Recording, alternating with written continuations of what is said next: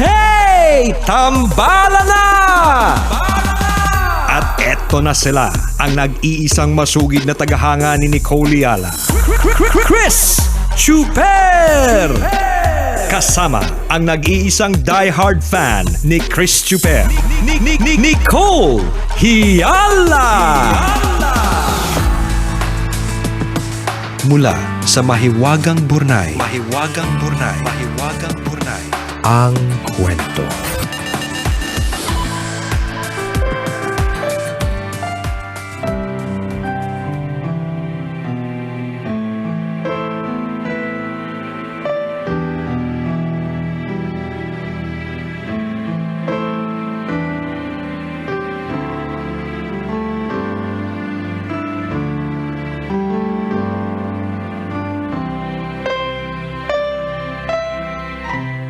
Dear Nicole and Chris, itago nyo na lang ako sa pangalang Jay. Nasa middle 20s, discreet bisexual, introvert, at isa sa mga bago ninyong tambalanista. Pinapanood ko ang mga episodes ninyo sa YouTube at podcast. Sumulat ako to ask for your advice. I graduated from high school in 2014. Gusto kong mag-college pero hindi ako kayang pag-aralin ng mga magulang ko. Nagtrabaho ako para makapag-ipon at makapag-aral. Kaso lang, bigla namang pina-implement ang K-12. Ibig sabihin, para makapag-college, kakailanganin kong bumalik sa senior high school. I chose not to at pinili ko na ipagpatuloy ang pagtatrabaho. Malungkot kasi ako lang sana ang makakatapos ng kolehiyo sa amin kapag nagkataon. Lahat kasi ng mga kapatid ko hanggang high school lang. 4 na taon ako nagtrabaho sa hotel sa probinsya. I was sad kasi alam ko na dahil wala ako natapos, hanggang taga-kuskus lang ako ng CR. Nag-resign ako at tinanggap ang alok na trabaho dito sa Maynila. Akala ko mas malaki ang magiging sweldo ko. Yung pala, mas malaki pa yung sinasahod ko sa probinsya. 2021 na makilala ko ang jowa ko ngayon sa isang dating app. Estudyante siya, mas bata sa akin. Maraming nabago sa buhay ko noong naging kami. Naging masaya ako at nagsimulang magpakatotoo sa sarili. Naipakilala ko na siya sa pamilya ko and he has also introduced me to his family. Ang problema ko, tambalan. Ever since naging kami, hindi na ako nakakatulong sa pamilya ko. Hindi kasi ko kuripot. Gusto ko kapag magkasama kami, I am able to provide for him. Pero dahil kailangan ko din namang suportahan ang sarili ko at maliit lang naman ang sweldo ko, wala nang natitira para sa pamilya ko. Nalulungkot ako dahil mahalaga naman sa akin ang pamilya. Laging ito ang nasa isip ko kaya madalas wala ako sa mood. Ang resulta, kahit maliliit na bagay, pinag-aawayan namin lately. Minsan gusto ko na lang makipaghiwalay. Gusto ko na lang mag-isa. I feel nade-depress ako ulit.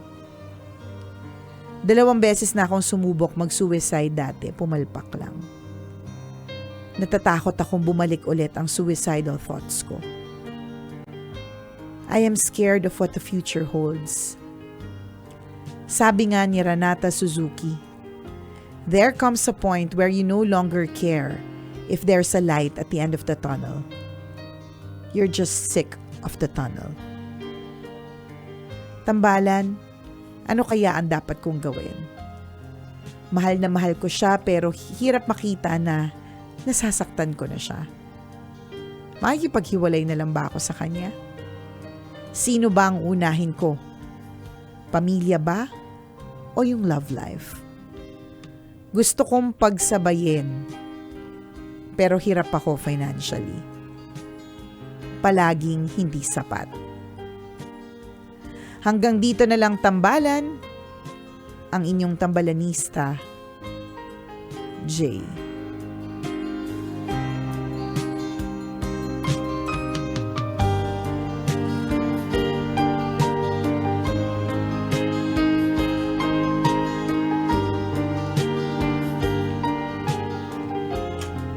Kabigat naman, Jay. Ba yan, di pa man din ako kumain. Parang walang sustansya yung lalabas. Kailangan ng kailangan sapat na nutrients para kailangan- maitawid ito. Baka naman Baka naman. po dyan. May magpapaalmusal ba Oo, dyan? meron po ba? Oo. Nakasalalay po sa paalmusal po ninyo ang advice ko kay Jay. Hay nako, Jay. Nakaka-drain kaya mag-advise. Oo naman, nakaka-drain. Diba? Oo. Physically and mentally. Oo. Hindi lang halata. Kaya Pero nga, di ba? nakakapagod din. Sabi nga natin kanina, partner, 'di ba? Di bali ng gutom, di bali ng hirap, di bali ng walang makain, Oo. di bali ng walang pera, basta ang mahalaga hindi halata. Anyways, J, you are very, very, very young. Ang bata mo pa, ang dami pang pwedeng mangyari sa buhay mo. Look at it positively na. Tsaka sino ba yung Ranaka Kenekemen Subi na sick of the tunnel Kenemerut? Yan ba Alam yung mo, na-meet natin? sino? Si Ewan Mr. Suzuki. Ewan ko sino mga namimit mo. hindi ko alam kung sino mga namimit mo. O baka importante tao, sorry naman po kasi ang dami na masyadong information, you know. 'Di ba ito yung sinasabi mo, partner, na nagulat ka na nag-perform pala at nagkaroon ng sold out concert ang isang celebrity nang hindi mo nalaman. Bakit? Hindi mo nalaman kasi hindi dahil hindi siya sikat, kundi dahil napakarami na kasing information. Correct. Natabunan na. Ang dami na ding ibang artist, ang dami na din. Tapos, dati limitado lang tayo sa kilala natin yung artist sa Pilipinas. Ngayon, fina-follow na natin maski yung mga nasa international kasi ang dali na lang silang i-follow. Totoo. Because of social media apps. So, pasensya na kung hindi namin kalala si Mr. Suzuki, di ba? But, ito nga nito lang na kahakailan ba nung isang araw nagpa-game sa classroom. Parang guest the brand, the endorser and the popular line from that commercial. ang hirap naman. Oo. Pwede bang guess na ano lang? Guess na logo? Mga gano'n. Okay. So, parang energizer lang. Tapos nag-flash ng isang popular artist. Pilipino? Pilipino. Hindi kilala nung ilang classmates ko. Okay. Alam mo kung sino? Sino yan? Si John Lloyd Cruz. Totoo ba? Yes. Hindi nila kilala si John Oo. Lloyd. Okay. So may mga ganun talaga. At nakwento ko rin. Of course, sobrang popular ni Oo John Lloyd naman. Cruz. Yun yung sinasabi natin na parang sa sobrang dami kasi ng information. Correct. May mga taong hindi na napapansin. Tama. Diba? Nakwento ko rin si Yen Constantino nung kinuwento ko kasama ko sa kotse. Tropa ko din. Pakitugtog mo nga yung song ni Yen Constantino. Sabi niya, Kuya, sino si Yen Constantino? Diba? Nakakagulat. Oo, mga ganon. So yun yung, ba't namin to kinikwento? Pasensya na hindi namin kalala si Suzuki. Yun lang kasi baka mamaya nabububuhan ka sa amin. Parang, ano ba naman, napakasikat na whoever siya, tapos hindi niyo siya kilala. Ang alam lang namin yung Oo, diba? maaaring popular siya, pero maaaring hindi lahat ng tao kasi pwedeng makakilala. Ganun yung sinasabi natin. And that, not to demean them. Of course, they are popular. Of course, diba? May quotation ka nga galing sa kanya. So, malamang sikat siya, diba? Kaya nga pag halimbawa may mga hindi nakakilala sa atin, partner, ayos lang talaga. Oo, kasi sobrang dami. Alam mo kahapon nga, sorry Jay, balikan ka namin mamaya. Mga bukas na lang, okay lang. Paganin lang natin yung kwentuhan. Ganyan, kasi medyo mabigat di ba? Parang kahapon may dumaan lang sa feed ko, parang nag-gender reveal na eksena. Ako kasi natutuwa ako sa mga gender reveals Parang, ano nga kaya kung lalaki o babae? Ganun lang naman, simple lang naman, pop the balloon. Tapos pagkita ko parang sobrang daming comments. Kasi hindi ko talaga siya kilala, babae. Tapos, nakilos lang ako. Sabi ko, bakit kaya pagtingin ko, 1.5 million followers on Facebook. Hindi ko talaga siya kilala. I mean, hindi ko alam. So, baka popular siya of whatever field it is. Correct. Parang pero hindi ko talaga siya knowing. Yun. So, do not take, ulitin lang po namin, Jay, do not take it against kasi kung hindi mo namin kilala yung kinote mo na si Suzuki. Inis po nga yung may-ari na Suzuki. Yun Ay, hindi ko sure. Baka na-meet ko din siya one time. okay. Sige, sabi mo. Sabi mo eh. Pero ganun Oo. talaga. Halimbawa, ano yung mga example, may nagbanggit sa atin ng popular basketball player. Diba? Sobrang for them talagang ano yun Kilalang kilala. Oo, pero may mga taong nung pinakilala sa amin, clueless kami. Halimbawa, ganun. Correct. So, ganun siya ngayon eh. Yun yung environment ngayon. Na So, meron tayo. basta wag niyo pong mamasamain kung kunyari hindi na, of course, John Lloyd Cruz yung binigyan natin example, very popular. Yen Constantino is popular. Correct. Pero wag masamain ng mga fans kapag kami mga taong hindi nakakilala. Yes. Kasi sobrang dami na po. Correct. Sobrang dami na talaga. Like kanina, ang dami nating examples, no? Kanina meron ako nakita na parang sikat na fashion na stylist and gumagawa ng basta couturier ganyan. Tapos pinost niya yung ginawa niya ng damit. Oo. Tapos ang ganda-ganda nung babaeng to, yung pala Bollywood actress, Okay. parang ganun. So nung clinic ko yung na-curious Marites na-curious ako, parang meron siyang mga 6 million followers. So ibig sabihin Popular. popular. So ibig sabihin may mga ganun. Pero hindi naman talaga natin knowing. Pero they are popular in their own rights. Yes, So yun yes. lang, nag-umingi lang kami ng dispensa kay Mr. Suzuki.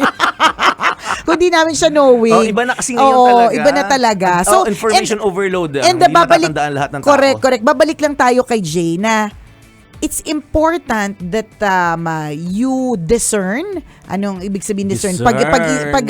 Discern yung yung masarap after mo kumain ng dinner. Anong discern mo diyan? Discern nga. Meron bang creme brulee? Blueberry flan? cheesecake? Gulaman ka ba dyan? I want discern. Ano ba naman tong parting to? Walang discern. I'm sorry guys. Sorry na po mga kabisyo. Sorry na agad-agad. Ano yung discern? Yun yung discern. So, kailangan mo ring i-discern. I will never use the word again, discern, na hindi ko naiisip matamis. Parang yung discern, pag-iisipan mo, pag-aaralan mong mabuti. Yan, yung ibig sabihin iintindihin mong mabuti. Discern. Yun yung ibig sabihin ng discern. Naisip ko talaga. Buko pandan. Sorry na agad. Okay yun. Okay. Kailangan mong i-discern, pag-isipan ng maigi. Yung information, speaking of information overload, no? Yung info na inaabsorb ng katawan mo. Yun yung, I think mahalaga. Ewan ko balikan ko lang yung messaging nung kinote mo. Para kasing ginastify yung syempre gets naman namin na nakakaramdam talaga tayo ng gano'n, na parang feeling natin we are stuck in that tunnel. Kumbaga real talk lang naman to si Mr. Suzuki. Kaya lang minsan kapag masyado kasi nating inaabsorb yung gano'n, na hindi tayo lalabas. You get me, partner? Parang importante na i-discern mo kung ano yung mga ina-absorb mong information. Kasi kapag mas lalong fuel yung fire, parang mas lalong ginatungan yan. Mas lalong ginatungan yung nararamdaman mo halimbawa, masama yung nararamdaman mo, ginatungan palalo, naku, tama yan, parang masama. kinonsinti ka parang ganon. Nung quotation na yun. Parang ganon. Feeling ko lang, di ko sure. Diba? Parang, baka hindi naman ganon. So, ang punto ko lang, Jay, dahil nga, ikaw yung tipo ng tao na may mga thoughts na mga hindi maganda, ganon, diba? So, you discern, pag-isipan mo mabuti yung mga information na ina-absorb ng katawan mo, kasi baka mamaya sa halip na makatulong, mas lalo siyang 'di ba, yun nga, konsinte, makadagdag, gumagatong, 'di ba, yung ganon, yung halimbawa meron kang kagalit na na tao, yung galit mo naman sa kanya sakto lang kaya lang ginatungan, ay alam mo, ganyan talaga yan, ang sama talaga ng ugali niya. So sa halip na nakatulong na sakto lang yung galit mo sa kanya, parang nagatungan palalo, ay oo nga, talagang confirm may ugali, ganon. Validate pa parang ganon information na nakuha mo. So tama naman. So parang ang sinasabi natin, kapag ganyan na you do your best na piliin din yung mga tao na nakasurround sa iyo. Kasi kung yung mga tao na nakasurround sa iyo, yung mga binabasa mo, mga pinapanood mo, mga gagatong sa negative feelings mo, hindi siya makakatulong. Ganon. Pero syempre hindi kami expert sa mental health. Hindi kami expert sa mga ganyan. Kaya syempre ang pupuntahan mo din yung talagang may kaalaman kung paano ka tutulungan. Pero sa amin, on our, yung mababang level na kaalaman namin, yung pagiging mamaru namin, diba? Lagi namin sinasabi na let go of toxic people. Kung merong bagay na lagi nagbibigay sa'yo ng stress kasi lagi mong naiisip yan, iwasan mo yung bagay na yan, yung basahin na yan, yung ganon. Hindi ko naman sinasabi iwasan mo si Mr. Suzuki, no?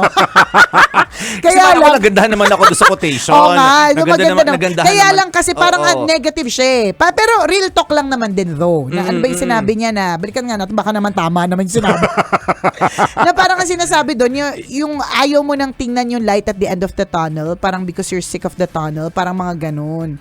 Ang hirap intindihin eh. Kasi siguro kami nagkakaganito, ang hirap intindihin. Tingnan mo, kinote mo, naintindihan mo ba?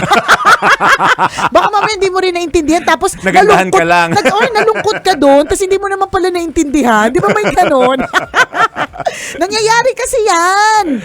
Di ba? Kaya mahalaga talaga yung i-discern mo. Di ba? Kung ano yung information na ipapasok mo sa sistema mo. And then yung pagdating naman sa pagpili, I think kung pwede namang hindi ka pumili, kung hindi ka, maipapaliwanag mo sa jowa mo ngayon na pwede ka namang minsan magkuripot. Di ba yung sinasabi natin, kung sa wala na bakit mo pa ipipilit?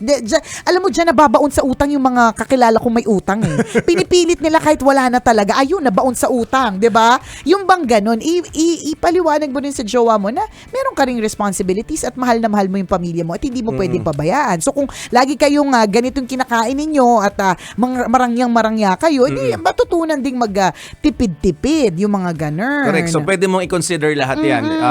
Maganda yung mga binanggit mo, partner. For you, Jay, please know, magaling kang tao, maabilidad kang tao, matalino kang tao. Yung impression namin habang binabasa ni Nicole yung sulat mo, ang ganda nga ng sentence construction mo, ang ganda ng takbo ng storya. Yes. Diba? So yun pa lang masasabi mong may kaalaman itong taong to eh. Diba? May maayos mag-isip pa. So, yun pa lang pag pina-process mo yon sa sarili mo na I'm okay. 'Di ba? So, wag kang panghinaan ng loob. So, in this case, sinasabi namin to, meron kang skill, meron kang talino. Bagamat hindi ka nakapagtapos ng pag-aaral, 'di ba? May pagkukunan kay, may skill ka para mag-grow sa madaling salita. At dahil doon, wag mong iisipin hanggang diyan ka na lang. Yes. Yun yung punto ni partner. Totoo 'yun. Maaaring sa ngayon, tama yung sinabi ni partner, bata ka pa. Pero sa ngayon, maaaring hindi ka pa kumikita ng malaki, but because of your talent, because of your skills, because of your knowledge, may at pagmamahal pa sa tao na sabi mo nga hindi ka kuripot, isipin mo wala ka nang pera, hindi ka pa nagkukuripot. So ibig sabihin, generous ka. Generous ka, laging palabas, gano'n, mapagbigay, ganyan. Panahon talaga, may mga panahon na sobrang inaala tayo kahit alam naman natin na nagmamasipag tayo, alam naman natin kinakaya natin. Pero may mga times din na minsan nga kahit chill ka lang pero sunod-sunod yung biyaya. May ganun din. So your time will come. Correct. Ilagay mo sa isip mo, sa puso mo na Lord, darating din yung time ko, inaasahan ko yon. Maaaring hindi pa ngayon, pero I'm sure in God's perfect time, ibibigay lahat sa akin yon. Yung pagpili kung sino pamilya or jowa, feeling ko hindi mo kailangan mamili. Yes. Kasi wala kang kailangan i-give up kasi parehong nagbibigay sa iyo ng happiness. Yung siguro time management lang and resource management ng resources. Kung ngayon gipit-gipit ka ngayon, di pare-pareho magtipid. Pero wala kailangang i-give up. Hindi mo kailangan i-give up yung jowa mo, hindi mo kailangang talikuran ng pamilya mo. Pwede mo yung tugunan pareho. Kasi pero nagagawa yan nagagawa yan ng iba. Yes. So ikaw pa ba may mga pakote-quotation na nalalaman? Kaya mo din yun. Kaya mo din yan, friend. Management lang, proper management ng resources and of course your time. Tsaka yung dito na rin magkakaalaman kasi kung talagang seryoso din naman sa iyo yung sinasabi mong nagbibigay sa na happiness na jowa mo, 'di ba? Dapat willing siya to understand what you're going through. Yes. Ngayon kung kinausap mo siya at sabi mo sa kanya hindi na laging marangya, ganun, tas iiwan ka, yan yung mga yan yung mga mga learnings nating in life na ito yung makakasama natin sa ginhawa lang. Yes. At yung mga taong kasama natin sa ginhawa lang, ito yung mga mabababaw lang ang pagtingin sa atin. Hindi sila dapat patagalin sa mundong ito. Charot. itumba na yan. Hindi, di ba? Hindi sila Eliminate the enemy. Eliminate the enemy. Enemy. Sorry po, enemy po. Kasi di masarap kasi yung discern. Okay, yung discern ko Matabang. kasi. Kulang sa gatas. Oo, kulang sa caramel. Yung discern ko. Ayan, nasabi ko, enemy. enemy. Ayan. So, yun. Ibig sabihin, kung hindi niya kayang intindihin, Yes. 'di ba? Ibig sabihin hindi malalim. And ganun din sa mga magulang mo. Kung I don't think hindi nila iintindihin yung sitwasyon mo na gusto mo ring lumove life, gusto mo ring maging masaya, gusto mo rin na Kasi kailangan mo yun eh. Kailangan mo yun to be happy, Oo. 'di ba? Hindi naman na kailangan na, 'di ba? Lagi natin sinasabi, know your happy triggers. And yung jowa mo naman is yung happy trigger. And Kailangan mo ng love. Correct ka. Yung reason kung ba't kayo lagi nag-aaway sa mga maliliit na bagay, baka kasi hindi mo sinasabi yung totoo na nararamdaman mo. Ba't sabi mo sinabi kami ba jowa mo? Sabi ka na sabi sa amin, yung jowa mo kinausap mo para ipaintindi mo sa kanya yung sitwasyon mo. Kasi Totoo. kaya hindi kayo kayo nag-aaway. Correct. Diba? So sabihin mo, ito yung kasalukuyan na meron Dilema ko. Ito yung Oo. nararamdaman ko, sana maintindihan Kung mo. hindi mo kayang sabihin, i-play mo na lang to sa kanya. Pwede. Tapos bigla sabihin mo sa dulo, by the way, ako yan. Ganun. Kung tinatamad ka mag-explain, di ba? Oo. Ganun na lang, friend. Oo, gusto mo pa anonymous. Ano parang ganyan-ganyan yung Oo, yung sitwasyon nararamdaman ko, natin yan, ngayon. ganyan, ganun. Oo, hindi nalalayo sa kung ano meron tayo Correct. ngayon. At tama sila. Kailangan pala nating mas intindihin ng isa't isa. Yan. Kung gusto nating tumagal ang relationship. Kasi obviously, kaya ka nalulungkot. Kasi ayaw mo namang mawala siya eh. Tapos ayaw mo din naman na Talikuran yung pamilya yung talikuran mo. yung family. Pwede naman, kaya. Oo. Ginagawa niya ng maraming tao. So, Correct magagawan mo rin ng paraan yan. Saka again, katulad nga ng sinabi ni partner, your time will come. Yes. Dadating din yung moment mo na marangya. Naku, napakarami na naming narinig na kwento na ganyan na talagang nagsimula sila sa hindi sila marangya at all.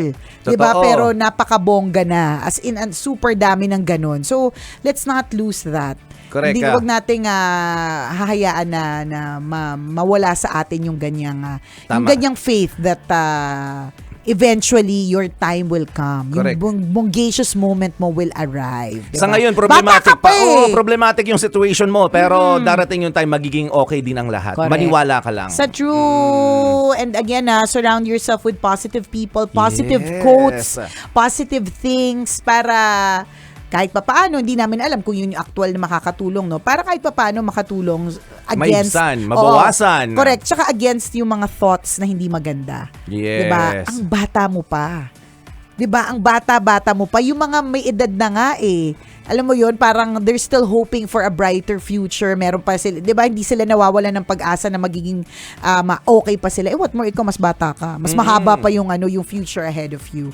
Thank you, Jay, for sharing your story with us. At kung ikaw, Kabisyo, meron ka ring kwento na gusto mong i-share sa amin, pwede mo kaming i-email. Send your stories at mahiwagangburnaystory@gmail.com. Mali mo kwento mo na ang ating pag-uusapan sa mga susunod na araw. Kaya send mo na yan, Kabisyo. muli ako po si Nicole Liala. At ako naman si Cambio King Chris Chuper. Na nagpapaalala, walang matatag na relasyon sa malanding na determinasyon. Yun!